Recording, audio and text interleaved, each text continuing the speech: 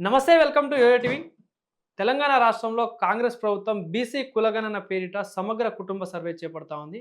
So ఈ survey పేరిట కూడా అటు ప్రజలు గాని, అటు ప్రతిపక్షాలు గాని అనేక విధాలుగా విమర్శలు అయితే చూపిస్తా ఉన్నారు. సో మరి దీని అసలు ఈ సర్వే ఎంతవరకు కరెక్టు?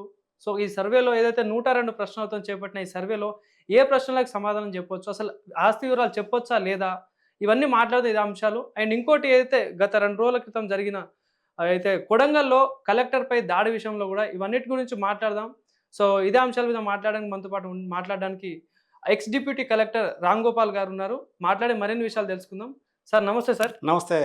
కొడంగల్ రేవంత్ రెడ్డి గారు ముఖ్యమంత్రి రేవంత్ రెడ్డి గారి నియోజకవర్గంలో జరిగిన కలెక్టర్ అండ్ అది రెవెన్యూ అధికారుల మీద జరిగిన దాడిని ఎట్లా చూస్తారు? అంటే ఒక పక్క ప్రతిపక్షాలేమో కావాలనే ఇదంతా మా మీద తప్పుడు ప్రచారం చేస్తున్నట్టు ప్రతిపక్షాలంటే ఇంకోటి కాంగ్రెస్ పార్టీ ఏమంటా ఉంది, బీఆర్ఎస్ పార్టీకి సంబంధించినోళ్ళే కావాలని ప్రభుత్వం మీద బురద చల్లడం కోసం ఈ దాడిని చేపించారని చెప్పేసి వీళ్ళు అంటా ఉన్నారు. సో ఈ సినారియో ఎట్లా చూడొచ్చు? అండ్ ఇంకోటి అధికారంలో అంటే డ్యూటీలో ఉన్న కలెక్టర్ మీద దాడిని ఎట్లా చూస్తారు? అంటే మీరు కూడా గతంలో కలెక్టర్‌గా చేశారు. సో ఏం చెప్తారు దీని గురించి అసలు? నేను వికారాబాద్ ఏరియాలో పనిచేసిన. ఆ! ఆ! ఆర్డీఓ వికారాబాద్ 5 ఏళ్ళు చేసిన నేను. హ్మ్. హ్మ్. 5 సంవత్సరాలు 2004-8 హ్మ్. తర్వాత ఇక్కడ ఒక అధికారి మీద, ప్రభుత్వ అధికారి మీద దౌర్జన్యం చేయడం చాలా తప్పు. హ్మ్. హ్మ్. అది సెక్షన్ అటెంప్ట్ దాని మర్డర్ కింద వస్తది. సెక్షన్ 353. హ్మ్. ఒక ప్రభుత్వ ఉద్యోగి హ్మ్. పనులల్లా హ్మ్. ఆటంకం కలిగిస్తే శిక్ష అర్హత అన్నది ఇండియన్ పెనల్ కోడ్ సెక్షన్ 353 కింద హ్మ్. ప్రతి ఒక్కడు లయబుల్ ఫర్ ప్రాసిక్యూషన్. అవును. అటెంప్ట్ మర్డర్ వస్తుంది, అన్నీ వస్తాయి. ప్రజలు ఏదైతే ఉందో పిల్లలకు కూడా హ్మ్. ఇక్కడ మన విద్యా విధానము చాలా తప్పున్నది. ఎడ్యుకేషన్ సిస్టంలో హ్మ్. క్రిమినల్ ఎడ్యుకేషన్, క్రిమినల్ లయబిలిటీ, హ్మ్. క్రిమినల్స్ ఏదైతే ఉందో హ్మ్. సిస్టమ్ ఏదైతే ఉందో ఇక ఈ పని చేస్తే నేరాలు అయితే అన్నది. ఉదాహరణకు ఒక ఏనుగుకి ఏంటంటే చిన్నప్పుడు దాని చైన్ ఉత్త తాడు కడితే అది గొంత రాదు అనుకుంటుంది. హ్మ్. నువ్వు పెద్ద చైన్ పెట్టినా కానీ రాదులే అన్న ఫీలింగ్లో ఉంటుంది. హ్మ్. మైండ్ మేకప్ అయి ఉంటుంది. కాబట్టి Hmm. ఇక్కడ వాళ్ళు చేసింది చాలా పెద్ద తప్పు. వాళ్ళు ఎవరన్నా కానీ హ్మ్. వాళ్ళు న్యాయపరంగా కొట్లాడాలి. ఇది ఏంది అటవిక రాజ్యం కాదు. ఇదేంది హ్మ్. ఏమి బందిపోటు మన హ్మ్. చెంబల్ వ్యాలీ, హ్మ్. పూలందేవి బందిపోటు దొంగల ఏరియా కాదు కదా. హ్మ్. ఇష్టారాజ్యం ఒక అధికారి మీదకి పోవడం అనేది చాలా తప్పు. కలెక్టర్ మీద హ్మ్. అటాక్ చేయడం ఇంకా పెద్ద తప్పు. Hmm. కలెక్టర్కే ప్రొటెక్షన్ లేనప్పుడు అవును. మీతోనికి ఎవరికి ఉంటుంది? ఇక Hmm. మామూలు ఎట్లుంటాడు? హ్మ్. అది ఎవడో బయటోడు వచ్చాడు కాదు కదా. ఇది ఇండియా పాకిస్తాన్ బార్డరా, లేకపోతే బంగ్లాదేశ్ ఇండియా బార్డరా, టెర్రరిస్టులు వచ్చి అటాక్ చేసిన దాని కాదు కదా. అరే నీకు ఏదైనా ఉంటే బాధాప్తా అక్కడ లోకల్ నీకు చట్టాలు ఏం చెప్తున్నాయి, కోర్టులు ఏం చెప్తున్నది, సుప్రీంకోర్టు కూడా చెప్పింది ప్రజల ఆస్తి ఇష్టానుసారం తీసుకోవద్దని. మొన్ననే చంద్రచూడు వైవి మన రిటైర్డ్ సిజేఐ నినాక మన జడ్జిమెంట్ లా ప్రజల ఆస్తి ఇష్టానుసారం గుంజుకోవడానికి లేదు. వాళ్ళకు ఏదైతే ఉందో న్యాయబద్ధంగా ధర్మబద్ధంగా వాళ్ళకు చెందాల్సిన డబ్బులు ఇచ్చి వాళ్ళకి తీసుకుంటే వాళ్ళకు చెందుతుందనే ఉన్నది. అంతేగాని వీళ్ళు చట్టాన్ని చేతులు తీసుకోవడం చాలా తప్ప. అది పిల్లలను కానీ ఎంకరేజ్ కానీ ఇక్కడ పోలీసు ఆడ పొలిటికల్ పార్టీ ఎవరు టీఆర్ఎస్ లీడర్ ఉన్నాడు, బీఆర్ఎస్ లీడర్ ఏదో అంటున్నారు. అది చాలా అన్యాయమైన ఇది. ఎవరి మీద చేయబోతే ఇప్పుడు అందరి మీద కేసు కదా, వాళ్ళ మీద ఒక చెడ్డ పేరు కదా, యువకులంతా ఇబ్బంది కదా. వాడి మీద ఎఫ్ఐఆర్ ఇష్యూ అయ్యి కోర్టు చుట్టూ తిరగడం ఇవంతా అంత తొందరగా తేలే సమస్యలు కాదు కదా. కానీ ఇంకోటి ఇంటెలిజెన్స్ కూడా ఉంటుంది సార్. పోలీస్ అధికారులు ఉంటారు, ఇంటెలిజెన్స్ ఉంటుంది. అంటే ఇదంతా ప్రభుత్వ వైఫల్యమే అని చెప్పేసి ప్రతిపక్షాలు చెప్తున్నారు. నిజంగా ఇది ప్రభుత్వ వైఫల్యం వల్లనే అయిందంటారా? ఇంటెలిజెన్స్ అన్నది లోకల్లా ఉన్నది. ఇంటెలిజెన్స్ ఉండాలి, అక్కడ ప్రొటెక్షన్ కూడా పెట్టాలి. పోలీసు వాళ్ళని కూడా కొట్టిన పరిస్థితి. పోలీసు వాళ్ళు ఇక్కడ కూడా ఎక్కడైనా కొట్టిన చాలా ఉన్నాయి. ఏదండి ఇక్కడ ఆర్గనైజేషన్ తప్పు. ఆర్గనైజేషన్ తప్పు. ఇక్కడ దాన్ని ఒక సిస్టమ్ పెట్టి ఒక సిస్టమేటిక్గా పెట్టి ఎట్లా ఎవరైనా కూర్చోవాలని అక్కడ పోలీస్ కంట్రోల్ పెట్టాలి. ఏంటంటే కలెక్టర్ పోతున్నప్పుడు అక్కడ SP, local CI, SI, ACP, అదే డిఎస్పీ వీళ్ళందరూ ల్యాండ్ ఆర్డర్ ఉంటది కదా. ఇది ఒక మామూలు విషయం ఎంక్వైరీ కాదు కదా. ఒక ఫార్మాసిటీ దానికోసం పోతున్నప్పుడు అన్న దాని మీద ఖచ్చితంగా ప్రొటెస్ట్ ఉంటది. కాకపోతే వాళ్ళు ప్రొటెస్ట్ చేయాల్సింది అటాక్ చేయబోవాలని మేము ఎవరు ఎంక్వైరీకి రామని అంటే అయిపోతుండే కదా. ఎవరు రాలారట, వాళ్ళు ఎవరు ఇయ్యారట అనేది రిప్రజెంటేషన్ ఇవ్వాలి. మేము ఇయ్యము, మా ప్రాణాలు పోయినా మేము భూమి ఇయ్యము అని చెప్పాను అనుకోరి చాప్టర్ క్లోజ్ అవుతాయి కదా. అది ల్యాండ్ ఆర్డర్ చేతులు తీసుకొని కలెక్టర్ కార్ మీదకి రాళ్ళు కొట్టుడు, పోలీసు వాళ్ళని కొట్టుడు, అద్దాలు కొట్టుడు, కలెక్టర్ మీద లాగడం అనేది అది అంతకంటే దూరం. ఎట్లాంటి సెక్షన్స్ పడొస్తారు వీళ్ళకి? అంటే నార్మల్ గా ఇట్లాంటి ఎట్లా ఉండొచ్చు మరి? సెక్షన్ అంటే ఇక వాళ్ళు పెట్టిన పోలీసు వాళ్ళు పెట్టిన సెక్షన్లను బట్టి ఉంటుంది. అటెంప్ట్ మర్డర్ పెట్టచ్చు, అది ప్రభుత్వ ఉద్యోగుల పనిలో ఆటంకం కల్పించడం పెట్టవచ్చు. వాళ్ళు ఏ సెక్షన్ పెట్టి రేపు ఎఫ్ఐఆర్ లో చూస్తే గానీ సెక్షన్లను బట్టి మనం చెప్పొచ్చు. అంటే అంటే ఈ ఏదైతే జరిగిన సంఘటన అంటే రాజకీయంగా ఉండొచ్చు అంటారా కుట్ర? రాజకీయ ప్రేరేపితం ఖచ్చితంగా ఉంటుంది. ఇప్పుడు ఎందుకు ఉంటుంది అంటే 65% యువకులు ఉన్నారు, పనిపాట లేకుండా పొలిటికల్ బేస్లు ఉన్నారు. యువకులు రక్తము, యువకులు ఏమున్నది రెచ్చగొడితే ఎటంటే అటు ఉంటారు. ఇప్పుడు చూడు పనికిరాని వాళ్ళు ఈ నా కొడుకులు ఎవడు సినిమా వాళ్ళకు హీరో వాళ్ళకి ఎందుకు ఫ్యాన్లు ఏం చేస్తారు? వాడు వచ్చి వీళ్ళకి పెడతాడా? వాడు ఏదో ర్యాంకు పూసుకొని నాటకం ఆడి డ్యాన్స్ చేసి షో చూపెట్టిపోతే వాడు మన మీద రక్తంతో ఇప్పుడు కోట్ల రూపాయలు 100 కోట్లు 200 కోట్లు 300 కోట్లు ఒక్కొక్కడు వాడు ఏం చేస్తాడు? దేశానికి ఉరగబెట్టింది. అదే సైంటిస్టులకు పెద్ద పెద్ద రీసెర్చ్ వాళ్ళకు ప్రొఫెసర్లకు వీళ్ళకి ఏమి ఇస్తారు? లక్షల జీతాలు. మంచి డాక్టర్లకు ప్రభుత్వ ఉద్యోగులకు ఏమి ఇస్తారు? మామూలు ఇస్తారు కదా. వాడు ఏం వర్గబెట్టినా వాడు క్రికెట్ స్టార్, ఫిలిం స్టార్. ఏం స్టార్ వీళ్ళు చేసేది? ప్రజలకు డబ్బులు దండుకోవడము, దాన్ని మొత్తం సకింగ్ తప్ప ఇంకోటి ఏం లేదు. అందుకోసము వీళ్ళు ప్రజలను ఏదైతే ఉందో ప్రజలను రెచ్చగొట్టడం ఖచ్చితంగా ఉంటది. పొలిటికల్ ఇంటర్ఫియరెన్స్ లేనిది, వాళ్ళ ప్రొవకేషన్ లేనిది వాళ్ళు ఆ రకంగా రారు. ఎవడో ఒకడు ఉంటే వాడిని బట్టి గట్టిగా వస్తే అయిపోయి మళ్ళీ తీసుకొచ్చి మళ్ళీ ఇంకొక దగ్గర పునరావృతం కాకుండా వాళ్ళ మక్కులని చక్కగా చెప్తే గవర్నమెంట్ కూడా యాక్షన్ తీసుకోవాలి. గవర్నమెంట్ తీసుకోవాలి, సీరియస్ తీసుకోవాలి. రేపు ఇంకొక కలెక్టర్ ప్రొటెక్షన్ ఉంటుంది. రేపు పోలీసు వాళ్ళని కొట్టిర్రు మా జనం అంటే ఉంటది కదా. అందుకోసం కలెక్టర్ని కొట్టడం చాలా పెద్ద తప్పది, నేరము. అది ఒక రాంగ్ సిగ్నల్ ఉంటుంది. మన దగ్గర వీళ్ళకి కల్చర్ లేదనుకుంటారు, సంస్కారం లేదు. ఎక్కడున్నా మనం ఎడ్యుకేషన్ వచ్చినాక కూడా ఒక ప్రభుత్వ ఉద్యోగి IAS ఇండియన్ అడ్మినిస్ట్రేటివ్ సర్వీస్ మొత్తం నేషన్ వైడ్ రక్షణ లేనప్పుడు మామూలుకి ఏముంటుంది? సీఎం నియోజకవర్గంలో పోలీసు వాళ్ళు ఏం చేస్తున్నారు, ఎట్లున్నారు అనేది ఆర్గనైజేషన్ కొట్టండి అని పోలీసు కన్ను మూసుకున్నారా లేకపోతే ఏది అన్న దాని మీద ఉంటుంది. పోలీసు వాళ్ళది ఇక్కడ 100% వాళ్ళ ఆర్గనైజేషన్ రక్షణ, ల్యాండ్ ఆర్డర్ అనేది పోలీసు వాళ్ళే మెయింటైన్ చేయాలి. ఏం మెయింటైన్ చేసారు? ఫెయిల్ అయింది కదా ల్యాండ్ ఆర్డర్. పోలీసు దించాలి, మిగతా దగ్గర ఉన్న వాళ్ళంతా ఏం చేస్తారు? అట్లా అందుకోసం కలెక్టర్ని కొట్టడం చాలా తప్పది. ఇంకో వార్త అయితే వినిపిస్తుంది గత 2 రోజులుగా KTR అరెస్ట్ అని చెప్పి అయితే ఫోన్ ట్యాపింగ్ అంశం చూసుకున్నా కూడా ఇంకోటి ఈ కార్ రేసింగ్ ఈ అంశాలన్నీ KTR అరెస్ట్ అవుతున్నారు. పొంగులేటి శ్రీనివాసరెడ్డి గారు బాంబు పేలుస్తుంది అని చెప్పేసి అన్నారు. సో ఆ బాంబు కాస్తే ఇప్పటివరకు ఏం పేలలేదు. సో మరి అరెస్టు ఎంతవరకు వాస్తవం అంటారు? అంటే ఢిల్లీకి వెళ్ళి కూడా అంతర్గతంగా బీజేపీ నాయకులను కలుస్తుందని చెప్పేసి ఇట్లా వార్తలు వినిపిస్తా ఉన్నాయి. సో నిజంగా KTR గారు అరెస్ట్ అవుతారా? మీ అనలైజ్ అయింది? అసలు అనలైసిస్ అన్నది కాదు ఇక్కడ నవీన్, మనం ఇక్కడ డిబేట్ లో కూడా చెప్పినాము. ఇప్పుడు ACB కరప్షన్ ఏదైతే ఛాన్సెస్ ఉన్నప్పుడు అయితే అక్కడ ఏదైతే ఇచ్చిండ్రో వాళ్ళకు ACB దగ్గర సాక్ష్యాధారాలు ఉన్నాయి కాబట్టి గవర్నర్ పర్మిషన్కు ఒక ప్రభావం, లెజిస్లేటర్ కాబట్టి గవర్నర్ పర్మిషన్ రాశారు. గవర్నర్ పర్మిషన్ ఏదంటే ఇప్పుడు బీజేపీకి దగ్గర ఇక్కడ గవర్నర్ బీజేపీ, సీఎం కాంగ్రెస్. ఇక్కడ ఏమైతుంది? బీజేపీకి ఏముంటది? కాంగ్రెస్ ఎందుకు సహకరించాలి అని ఉంటే దాని ప్రకారం ఉండవచ్చు. ఇప్పుడు వాళ్ళ చెల్లెను చేస్తురు అని కవితను 6 నెలలు ఏడాది నుంచి అంటే ఎప్పుడో చేసారు కదా.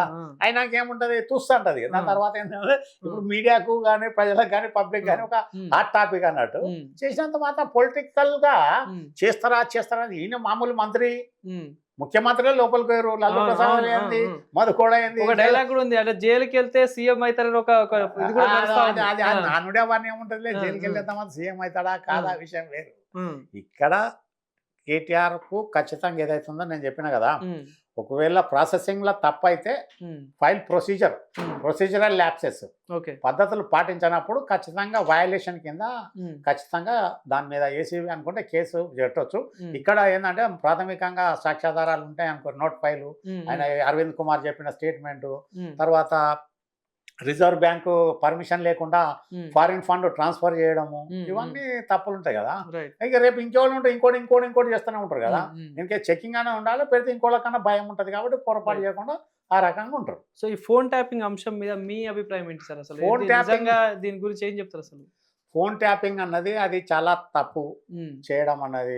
టెలిగ్రాఫ్ చట్టంలోనే తప్పు. ఒక వ్యక్తి యొక్క వ్యక్తిగత స్వేచ్ఛను ఏదైతే ఉందో, భాషను, సంభాషణను ఇతరులతో మాట్లాడుకోవడం అన్నది, అది ట్యాపింగ్ చేయడము, దాన్ని బయట ఇది పొలిటికల్ గా వాడుకోవడం అనేది అది చాలా తప్పది.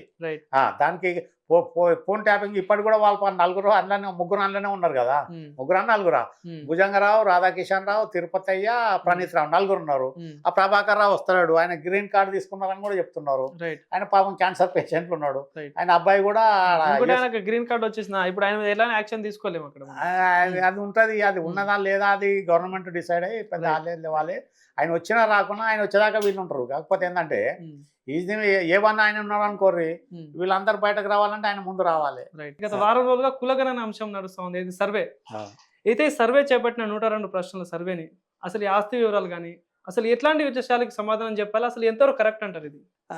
నవీన్, ఇక్కడ సమాధానం చెప్పాలి అంటే ప్రతి ఒక్కటి వాళ్ళు అడిగిన ప్రశ్నలకు వాస్తవాలు సమాధానం చెప్పాలి. చెప్పినంత మాత్రాన నష్టమేమి ఉండదు. డేటాబేస్ వీళ్ళు కాకపోతే ఏంటంటే ప్రతిసారి సర్వే చేయడము, సర్వే రిపోర్ట్, ఇంతకుముందు సోషియో ఎకనామిక్ సర్వే చేసారు, సమగ్ర కుటుంబ సర్వే అయిపోయింది, మళ్ళీ ఇప్పుడు కులగణన సర్వే, ఇదంతా ఏదైతుందో ప్రతిదీ గవర్నమెంట్ పర్మనెంట్ రికార్డ్ పెట్టకపోవడం ఈ ప్రాబ్లం అన్నట్టు. సర్వే చేసిన దాంట్లో 102 ప్రశ్నలల్లో ఏమున్నాయి, ఏం సంగతి అనేది కరెక్ట్ ఇవ్వాలి. ఇక్కడ ఏంటంటే వాళ్ళకు భయం, థ్రెట్. వాస్తవాలు చెప్తే ఏంటంటే కొందరికి ఉచిత పథకాలు కోల్పోయే ప్రమాదం ఉన్నదన్న ఉద్దేశంలో వాళ్ళకు భయభ్రాంతులు ఉన్నాయి.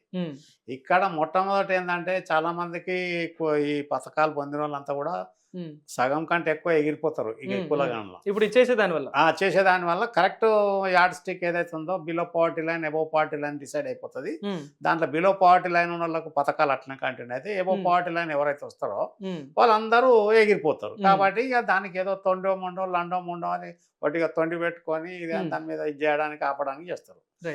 అదొకటి. బీసీ కులగణన ఏదైతుందో బీసీ క్యాస్ట్ కరెక్ట్ చెప్తేనంత మాత్రం ఖచ్చితంగా వస్తుంది. బీసీలు ఎంతమంది ఉన్నారని ఉంటారు, డిసైడ్ ఏదైతుందో రిజర్వేషన్ పరంగా కానీ ఉద్యోగాల పరంగా కానీ ఏది కానీ అది ఉంటుంది. ఇక్కడ కులగణన అనేది దానికి ఒక సైంటిఫిక్ మెథడ్ ప్రకారం పోయి దాని డేటాబేస్ తీసుకొచ్చి వాళ్ళు కోడ్ నెంబర్స్ కొట్టడం అది ఉన్నది. అక్కడ డేటా ఎంట్రీ దగ్గర కరెక్ట్ ఉండాలి.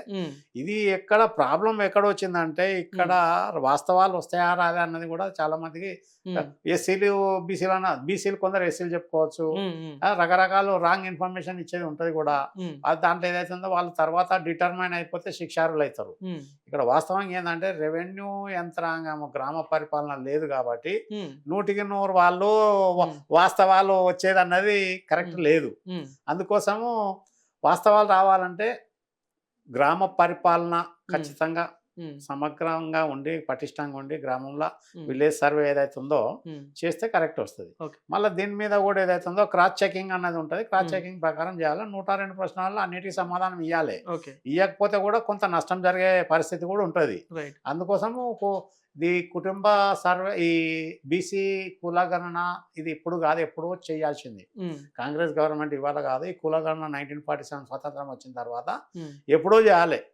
అది చేయాల్సింది పోయి ఇప్పుడు 77 ఏళ్ళ తర్వాత ఇవాళ కులగణన వీళ్ళకు జ్ఞాపకం రావడం చేయడం ఏదైతే ఉందో ఇది చాలా డిలే అయింది. డిలే అయినా కూడా డిలేడ్ బట్ నాట్ డినైడ్ అన్నట్టు ఇది ఆలస్యం కావచ్చు, అయినంత మాత్రం చేస్తే కూడా డేటాబేస్ ఉంటుంది. నేనేం చెప్తా అంటే ఈ 12 సర్వేలు చేసి అనవసరంగా టైం ఖరాబ్ చేయడం ఏదైతే ఉందో డేటాబేస్ ఎంట్రీ ఉంటుంది. నేను ఉదాహరణ చెప్తా. ఇప్పుడు నేను చెప్పేది 30 ఏళ్ళ కింద సంగతి చెప్తా. 30 ఏళ్ళ కింద నేను న్యూజిలాండ్ పోయినా. న్యూజిలాండ్ పోగానే న్యూజిలాండ్ అది ఏదైతే ఉందో అక్కడ దిగంగానే ఫస్ట్ పాస్పోర్ట్లో మన కస్టమ్స్ దగ్గర ఏం చేస్తారు, మన పాస్పోర్ట్, వాళ్ళ వీసా డీటెయిల్స్, మనం ఎక్కడ ఏంది అన్నది ఉంటుంది. ఒక్కసారి ఒక పర్సన్ ఎంటర్ అయినంటే ఆయన మొత్తం డేటా వస్తుంది. ఈయన ఏ దేశస్తుడు, ఈయన భార్య పిల్లలు ఏంది, ఈయన పాస్పోర్ట్ ఏంది, ఈయన ఆ న్యూజిలాండ్లో ఆ సిటీలో ఎక్కడ ఉంటున్నాడు, ఆయన పవర్ బిల్ ఏంది, టెలిఫోన్ బిల్ ఏంది, A to Z finger tips మీద ఉంటుంది డేటాబేస్. అట్లా అంతా డిజిటల్ టెక్నాలజీ 30 ఏళ్ళ కింద సంగతి చెప్తున్నా. మనం 30 ఏళ్ళ తర్వాత ఉన్నాం. ఇవాళ చేసిన దాన్ని కూడా వీళ్ళు ఖచ్చితంగా చేయాలి. చేసిన దాని మీద సమగ్ర విచారణ మళ్ళొకసారి రీఎగ్జామిన్ చేసుకోవాలి. రీఎగ్జామిన్ చేయడానికంటే టైం పడుతుంది. కాకపోతే ఇప్పుడు ఏం చేయాలంటే ఇక్కడ కులగణన చేసిన దగ్గర వీళ్ళు ఒక పని చేయాలి. ఇప్పుడు అందులో తప్పులు ఒప్పులు ఏవైతే ఉంటాయో దొరలేనాయి, ఈ ప్రింట్అవుట్ తీసి ఏం చేయాలంటే గ్రామంలో గ్రామ పంచాయతీ నోటీస్ బోర్డుగా ఏదైతే ఉందో చావుడి కాడ కానీ నోటీసు అక్కడ వేయాలి. తప్పులు ఏమున్నాయి ఎవరు ఏమున్నాయి అన్నది చూసుకుంటూ కాదు, వాళ్ళే చెప్తారు ఖచ్చితంగా ఎవరిది తప్పున అనేది బయటకు వస్తుంటది. కానీ సార్ ఇక్కడ ఒకటి ఏంటంటే ప్రజలు కూడా భయపడతా ఉన్నారు. అయితే వాళ్ళు వచ్చిన అధికారులు కూడా అంటే కులం కోసం చేసే సర్వే కోసం ఆస్తి వివరాలు ఎందుకు, ఎంత చదువుకున్నారు, ఎంత ఆస్తి ఉంది, ఇదంతా ఎందుకు చెప్పాలి అంటే భయపడతా ఉన్నారు. నిజంగా పోతే ఏమో మాకు వచ్చే పథకాలు కూడా రావేమో అని కొంతమంది భయపడతా ఉన్నారు. సో అట్లాంటి వాళ్ళ కోసం ఏం చెప్తారు? ఆస్తి ఇప్పుడు అట్లాంటి వాళ్ళ కోసం ఎట్లా నీకు ఇవాళ కాకుండా రేపు వస్తాయి కదా ఆస్తుల ప్రాపర్టీ. ఇప్పుడు ఆస్తుల వివరాలు గవర్నమెంట్ దగ్గర ఉంటుంది, బిల్డింగ్స్ అన్నీ మున్సిపాలిటీలా అక్కడ ఉంటుంది అదే. తర్వాత భూముల విషయాలన్నీ ఏది రెవెన్యూ తహసీల్దార్ కార్యాలయం ఉంటుంది. అంతేగాని ఇచ్చినంత మాత్రాన వీళ్ళు చెప్పకపోయినంత మాత్రాన వాస్తవంగా ఏదైతే ఉందో వీళ్ళు ఉన్న ఆస్తులు దాచుకుంటే ఏం లాభం, ఏదో అన్నంత మాత్రాన కాదు కదా. ఇప్పుడు రేపు సిస్టమ్ ఏం అడాప్ట్ చేసుకోవాలంటే ఒక పర్సన్ ఎలిజిబుల్ కావాలంటే వీళ్ళు డేటాబేస్ ఎప్పుడైతే ఉందో రెవెన్యూ రికార్డు ఈ ఆన్లైన్ ధరణి పోర్టల్ ఇవన్నీ కూడా టైఅప్ చేసుకొని ఎంట్రీ కాడ కరెక్ట్ కొడితే ఇవాళ వీళ్ళు చెప్పకుండా రేపు అది బయటకు వస్తుంది. అట్లా అందుకోసము ఆస్తి చెప్పకపోవడం ఉన్నది చెప్పుకోవాలి, అర్హత ఉంటే పొందాలి, అర్హత లేకపోతే అనర్హత ఉంటే వదిలిపెట్టుకోవాలి. అంతేగాని స్వచ్ఛందంగా లేదు ఇంకా నేను ప్రజల మీద పన్ను బిచ్చపులు కట్టే పన్ను మీద కూడా నేను బికారి బతుకుతా అంటే అది ఇది ఆనెస్ట్ గా పోవాలి.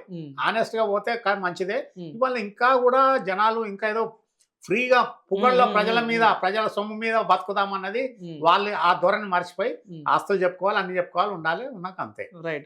సో ఇంకోటి ఏదైతే ఈ సర్వే మీద కూడా ప్రతిపక్షాలు కూడా విమర్శిస్తా ఉన్నాయి సార్. ఏదైతే చూసుకుంటే ఇదంతా కావాలని చేస్తున్నారు, అంటే గతంలో కేసీఆర్ చేసినా కూడా మళ్ళీ ఎందుకు చేస్తున్నట్టు అని చెప్పేసి కూడా ఒక విమర్శలు చేస్తాం. ఇదంతా డైవర్షన్ కోసమే చేస్తున్నారు, అంటే ఏదైతే దగ్గరలో ఎలక్షన్స్ ఉన్నాయి కాబట్టి అంటే ఎవరు ఏంది అని తెలుసుకోవడం కోసమే చేస్తున్నారు అని చెప్పేసి కూడా వార్త వినిపిస్తుంది. సో ఏం చెప్తారు దీనికి, నిజంగా ఇది కావాలని చేస్తున్నట్టేనా? కావాలని చేస్తుండ్రా వద్దని చేస్తుర్రా అన్నది లేదు, చేయడం అయితే ఒక మంచి శుభ పరిణామం. ఎంపీసీలు ఎంతమంది ఉన్నారు అన్నది, ఏ క్యాస్ట్ వాళ్ళు ఎంతమంది ఉన్నారు అన్నది సిస్టమ్ మీద అడాప్ట్ చేసుకొని పెట్టుకుంటే రేపు క్యాస్ట్ సర్టిఫికేట్కి ఈజీ ఉంటుంది. విన్నారా, ఊర్లో ఏ బీసీ లెక్క ఉన్నారా, ఎస్సీ లెక్క ఉన్నారా, ఎస్టీ లెక్క ఉన్నారా అనేది రిజర్వేషన్ ఈజీ ఉంటుంది. 42% రిజర్వేషన్ కొట్లాడు ఉంటుంది. దాని ప్రకారం ఏంటంటే ఏ వార్డులో బీసీ లెక్క ఉన్నారు ఆ వార్డులో బీసీలకు ఇవ్వాలన్నా ఎస్సీలకు ఇవ్వాలని డిసైడ్ అవుతుంది కదా. అంతేగాని దీంతో ఏమో అపోజిషన్కి ఏమవుతుంది, వాళ్ళు ఇప్పుడు మన దగ్గర ఎట్లుందంటే ఏది ప్రతిపక్ష పార్టీలకు పని కట్టుకొని బురద చల్లడం అలవాటు అయిపోయింది. ఎవరు రూలింగ్ ఉంటే వాళ్ళ మీద బురద చల్లుకోవడం. కాంగ్రెస్, బీజేపీ, బీఆర్ఎస్ అనే కాదు, ఎవరైనా బురద చల్లుకునే అలవాటు అయిపోయింది. కాబట్టి వాళ్ళు చేసే అలిగేషన్ అది 100% వాళ్ళు తప్పు. చేస్తే వచ్చే వాళ్ళకి నష్టం ఏమున్నది, చేస్తారు, చేసుకొని అలా దొంగ పని ఏం లేదు కదా. అంటే ఇదంతా రాజకీయ లబ్ధి కోసమే కాంగ్రెస్ ప్రభుత్వం ఈ కులగణన అనే సర్వే చేపట్టిందని చెప్పేసి ఒక వార్త వినిపిస్తా ఉంది. ఏ రకంగా రాజకీయ లబ్ధి జరుగుతుంది నవీన్, రాజకీయ లబ్ధి ఏ రకంగా జరుగుతుంది? ఏమన్నా కులాలు తప్పు పేరు రాస్తే వాళ్ళు ఏమన్నా ఓయిట్లో వస్తారు అన్నది కాదు కదా. రాజకీయంగా ఏముండదు, క్యాస్ట్ పరంగా చేస్తున్నారు కాబట్టి క్యాస్ట్ సర్వేలా కులగణనలా నేను చెప్పినట్టు ఏ కులం ఎక్కువ ఉన్నారు, ఎవరేమున్నారు అనేది రిజర్వేషన్లో కూడా ఈజీ ఉంటుంది. ఆ ఊరు కూడా ఏ కులంకు ఏంటంటే బీసీ కార్పొరేషన్ ఉంది, ఎంతమంది బీసీలు ఉన్నారు, హెడ్ కౌంట్ మీద ఫండ్స్ ఇవ్వచ్చు కదా. ఎస్సీ కార్పొరేషన్ ఎస్సీలు ఎంత ఉన్నారు, హెడ్ కౌంట్ మీద ఇవ్వచ్చు. ఇచ్చినంత మాత్రాన దాంట్లో వచ్చే నష్టమే ఉంది. కాంగ్రెస్ కోరగబెట్టి వాళ్ళు ఏమన్నా ఓట్లు పడేదా, ఇదేమన్నా ఇది చేసేదా? అది చేసేది మంచి పరిణామమే. చేస్తే సర్వే ఎన్ని రోజుల్లో చేస్తే అయిపోతే దాని ప్రకారం అన్ని విధాలా మంచిదే. నేను చెప్పినట్టు ఏదైతే ఉందో ఇలా తప్పులు, దొంగ ఇన్ఫర్మేషన్, రాంగ్ ఇన్ఫర్మేషన్ ఇస్తే వీళ్ళు ఏం చేయాలంటే రేపు మళ్ళా ప్రతి గ్రామంలో ఈ డేటా అంతా తీసి పబ్లిష్ చేయాలి. కానీ ఇంకో ప్రశ్న ఏమొస్తా ఉందండి సార్, అంటే బీసీ కులాలకు న్యాయం చేయడానికి చేపట్టిన ఇది కులగణన అంటే ఈడబ్ల్యూఎస్ కోటాల్ని తూట్లు పెట్టడం కోసమే చేస్తున్నారు అనుకోవచ్చు.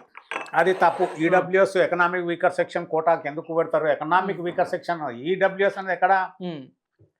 ఇవిడ వీకర్ సెక్షన్ ఎవరు? ఎకనామికల్ వీకర్ సెక్షన్ అంటే అందులో బ్రాహ్మణులు ఉండొచ్చు, రెడ్డిలు ఉండొచ్చు, రావులు ఉండొచ్చు, తుర్కోళ్ళు ఉండొచ్చు, ఎవరన్నా ఉండొచ్చు, ఎవరన్నా ఉండొచ్చు, అగ్రవర్ణాలు ఉండొచ్చు. దానికి ఏం ప్రాబ్లం ఎందుకైతే అది ఈడబ్ల్యూఎస్ అన్న కాడ ఓన్లీ ఎకనామికల్లీ వీకర్ సెక్షన్స్.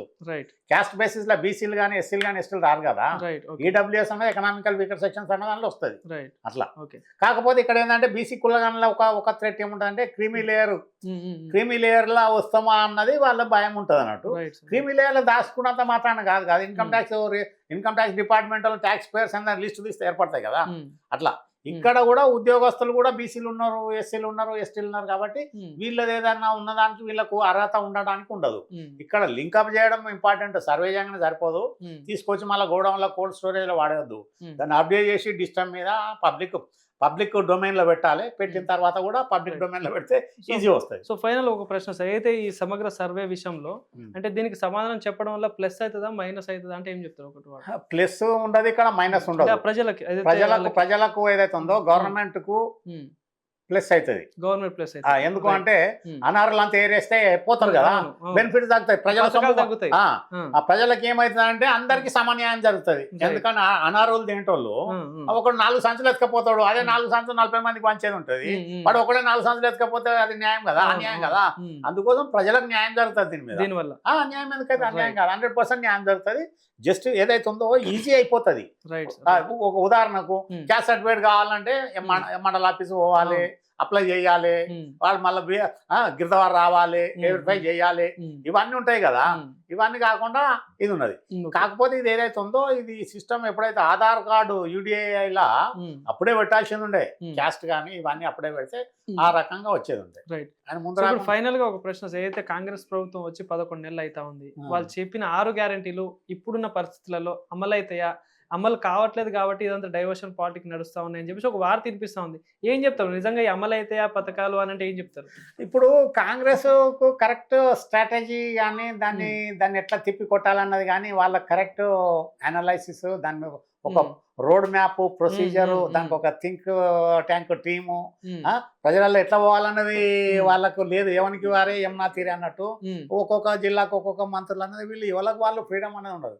దానికి ఒక స్పెసిఫిక్ టీం పెట్టుకొని పొలిటికల్ ఏదైతే ఉందో ఈ 6 గ్యారంటీలు అమలు చేయడానికి, 6 గ్యారంటీల దానికి ఫస్ట్ వీళ్ళు ఏం చేయాలి, శ్వేతపత్రం రిలీజ్ చేయాలి. మేమేమో ఉన్నాయి అనుకున్నాం కానీ 7.5-8 లక్షల కోట్లు అప్పయింది. ఇది ఏడికెళ్ళి కడతారు, ఈడికైనా మేము మొదటి నెల జీతాలు ఇస్తున్నాం. వాళ్ళు గతంలో ఏదైతే ఉందో ఏళ్ళకేళ్ళు ఫస్ట్ తారీఖు జీతాలు ఇవ్వలేదు, మొదటి వారం, 2వ వారం, 3వ వారం ఈ రకంగా ఇచ్చారు. ఇవన్నీ దీనికి కౌంటర్ అటాక్ లా పోతే ప్రజలలో ఉంటది. ఇక్కడ కాంగ్రెస్ మళ్ళా రావాలి చెయ్యాలంటే వాళ్ళు 6 గ్యారెంటీలు అమలవుతున్నాయా, అమలైతలేవా, ఇదా అదా పొలిటికల్ కాదు, వీళ్ళ అడ్మినిస్ట్రేషన్ గాడిలో పెట్టాలి. వీళ్ళకి ఏంటంటే ఫస్ట్ ఫెయిల్యూర్ సంవత్సరం అయింది, 18 మంది మంత్రులలో ఇంకా 6 మంత్రి పదవులు ఖాళీ పెట్టి అడ్మినిస్ట్రేషన్ 18 మంత్రులకు 58 డిపార్ట్మెంట్లు ఉన్నాయి. 12 మందికే ఉన్నాయి కదా ఇప్పుడు 58 డిపార్ట్మెంట్లు. ఎన్ని కంట్రోల్ చేస్తారు? మనిషికి ఒక లిమిట్ ఉంటది కదా. అది ఆర్గనైజేషన్, డివిజన్ ఆఫ్ లేబర్ ఏదైతే దాన్ని స్ట్రీమ్ లైనింగ్ ఆఫ్ అడ్మినిస్ట్రేషన్, ఇవన్నీ అటర్ ఫెయిల్యూర్ అన్నట్టు. దానికి చేసుకోవడానికి రేవంత్ రెడ్డి ఎంతసేపు ముఖ్యమంత్రి వాళ్ళని అటాకింగ్ మర్చిపోవాలి. మనము ఏనుగులాగా ముందుకు పోతుండాలి. ఏదో ఈనంగా కుక్క వచ్చింది, ఆనంగా నాకు వచ్చింది, ఈనంగా తోడలు వచ్చింది తొండంతో కాలుతో తనుకుంటా ముందుకు పోతుండాలి. కానీ ఎంతసేపు ఈయన గుండం తిరిగితే ఉంటుంది, ముందుకు పోలేవు కదా, కంట్రోల్ చేయలేవు కదా. అట్లా రూలింగ్ పార్టీ ఇక్కడ ఎప్పుడే కానీ ఏనుగు తప్పు సమానం. ఆ అపోజిషన్ అని ఏంది ఇక నక్కలు, తోడేళ్ళు, అట్లా మళ్ళీ అటాక్ చేద్దాము, మళ్ళీ ఫెయిల్యూర్ కావాలన్న ఉద్దేశంలో ఉంటారు. కాబట్టి ఫెయిల్యూర్ కావాలి, దాన్ని ఎట్లా ఫెయిల్యూర్ కావాలని ఎప్పుడు కానీ పబ్లిక్ అట్రాక్షన్ ప్రజలల్లో ఏదైతే ఉందో ఈ స్కీములు భీములతోనే మొత్తం లేరు. ఉన్న జనాభాలో రేపు డేటా వచ్చాక తెలుస్తాయి కదా, 1/3 పాపులేషన్ కూడా లేరు. 2/3 ఇలా ఏదైతే ఉందో 50% మధ్యతరగతి వాళ్ళు ఉన్నారు. Middle class voters, middle class public ఎప్పుడు బలయ్యేది కూడా ఈ దేశము బతికి బట్టగడుతుంది భారతదేశం ప్రపంచం మొత్తంలో అంటే మధ్యతరగతి కుటుంబీకులే. ఏమున్నా లేకున్నా వాళ్ళు ఎంతో అంత సేవ్ చేసుకొని బ్యాంకులలో పెడితే ఇవాళ బ్యాంకులు పరిపుష్టిగా ఉన్నాయి మధ్యతరగతి కుటుంబలే. ఎందుకంటే బ్యాంకులు కూడా దొంగలు, పెద్ద వాళ్ళకి 100,000 కోట్లు అప్పిస్తారు. మధ్యతరగతి తోడు పోతే వానికి 12 కండిషన్లు పెడతారు. ఇక మామూలుకి గవర్నమెంట్ ఫ్రీ వైస్ ఇస్తుంది. మధ్యతరగతి తోడు ఎందుకు నాయన నియమం ఉన్న కాడికని పెట్టుకొని ఉన్న మధ్య సేఫ్గా ఇవ్వాలి కాదు. ఎప్పుడు మనకు భారతంలో కానీ రామాయణంలో కానీ ఎక్కడికి వెళ్ళి వచ్చినా కూడా మధ్యతరగతి భారతీయులు, హిందువులు ఏదైతే ఉందో ఎప్పుడు సేవింగ్ సిస్టమ్ మీదనే బతుకుతారు. కాబట్టి వాళ్ళు కంట్రీ, మన దేశాన్ని ఎవడెంత కొట్టినా హిందుత్వం ఉన్నంత మట్టుకు మధ్యతరగతి కుటుంబకులు ఎవరైతే ఉన్నారో వీళ్ళంతా ఖచ్చితంగా పరిపుష్టిగా ఉంటుంది. దాన్ని ఎవరు కొట్టలేరు. అంతేగాని కాంగ్రెస్ ఇట్లనే పోతుంటే ఫెయిల్ అయితేనే ఉంటుంది. అధికారం కూడా కష్టం ఇప్పుడు ఎందుకంటే వీళ్ళు ఒక్కళ్ళే ఉన్నారు కాంగ్రెస్ లా. వీళ్ళు అలా ఈయనకి ఏంటంటే సపోర్ట్, ఈయన టీం గట్టిగా ఉండాలి. 18 మంది 1+17 ఏదైతే ఉందో సీఎం, డిప్యూటీ సీఎంలు ఇద్దరు వాళ్ళని పెట్టుకొని మనము అడ్మినిస్ట్రేషన్ నుండి స్ట్రెంథనింగ్ చేసి డిపార్ట్మెంట్ రీఆర్గనైజ్ చేసి ఎంప్లాయ్మెంట్ పెంచాలి. ఒకప్పుడు నేను ఏం చెప్తున్నా, 30-40 హైదరాబాద్ వచ్చి 54 ఏళ్ళు అయింది. అప్పుడు ఎంత 40-50 కోట్ల జనాభాకు ఉద్యోగాలు లేవన్నారు. ఇప్పుడు 145 కోట్ల జనాభాకు వేకెన్సీ వాంటెడ్, సేల్స్, రకరకాల market, sales representative, sales men, sales girls వినరా ఎన్నో పెడుతున్నారు. కానీ అయినా పోతలేరు కదా జనము. అందుకోసము బ్రహ్మాండంగా అయింది. కాబట్టి ఇప్పుడు ఇక్కడ కాంగ్రెస్ గవర్నమెంట్ ఇంకా తేరుకోవాలి, రేవంత్ రెడ్డి అనుభవస్తులను ముందట పెట్టుకోవాలి. ఇక్కడ మెయిన్ అధికారులకు అనుభవం ఉన్న అధికారులు లేరు, అంతా రిటైర్ అయిపోయినారు. పాత నీళ్ళు అన్నీ వెళ్ళిపోయినాయి. కొత్త నీళ్ళు అలా ఏమున్నది అలా ఒక చేప మంచిగా ఉండదు. సో ఇప్పటికైనా జరిగిందంతా ఆలోచించుకొని మళ్ళీ ఒక కొత్త ట్రాక్ లో వెళ్ళి తప్పుల్ని సరిదిద్దుకుంటే బాగుంటుంది. కొత్త ట్రాప్లకి కొత్త వెళ్ళుకోవాలి, గతం మర్చిపోవాలి. వీళ్ళు ముందుకు పోవడానికి మెజారిటీ ఓటర్స్ ఎవరు అన్న దాని మీద ఆ సిస్టంలో పోయి అడ్మినిస్ట్రేషన్ ప్రజలకు land order, medical and health, education, housing ఇవన్నీ కరెక్ట్ మేనేజ్మెంట్ ఉన్నా అనుకో రేపు వద్దనగానే ఇస్తారు అట్లా. Right sir, thank you sir. Welcome. Right.